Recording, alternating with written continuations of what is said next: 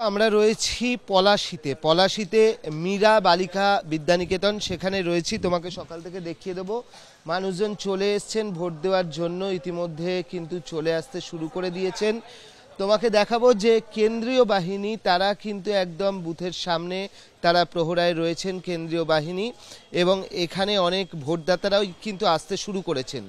যদিও আবহাওয়া তোমাকে বলে দেবো খুব খারাপ, এখানে দেখতেই পাচ্ছ বৃষ্টি পড়ছে এবং সেই বৃষ্টি পড়ার জন্য এই বুথেতে পুরো এখানে কাদা ভর্তি হয়ে গেছে, সেই কাদা পেরিয়ে আসতে হচ্ছে, কিন্তু তার মধ্যেও অনেকে আসছেন ভোট দিতে। আমরা কথা বলার চেষ্টা করব।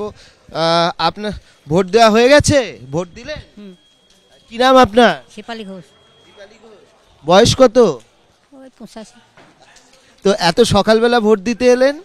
না এলে কি করবো, লোকের বাড়ি কাজ করি। প্রত্যেক বছরই কি সকাল সকাল আসেন? না, বেলা হইলে আসি, আজ গেলাম, জল পড়ছে হয়েছে। বৃষ্টি পড়ছে তো কোনো অসুবিধা হয়নি? বলছি আপনাদের কি ভোট দেওয়া হয়ে গেল? হয়ে গেছে। এত সকাল সকাল ভোট দিতে, এত সকাল সকালই ভোট দিতে আসেন না আজকে দিন? আমরা সকাল সকালে আসি, আরো সকালে আসি, বৃষ্টির জন্য আজকে আসতে পারিনি। কেন, সারাদিন কাজ থাকে? হ্যাঁ, আগে এটা দিয়ে গিয়ে তারপর বাড়িতে যা কাজ করা হয়। কিরকম ভোট হচ্ছে? ভালোই হচ্ছে, এই তো সবে শুরু হলো।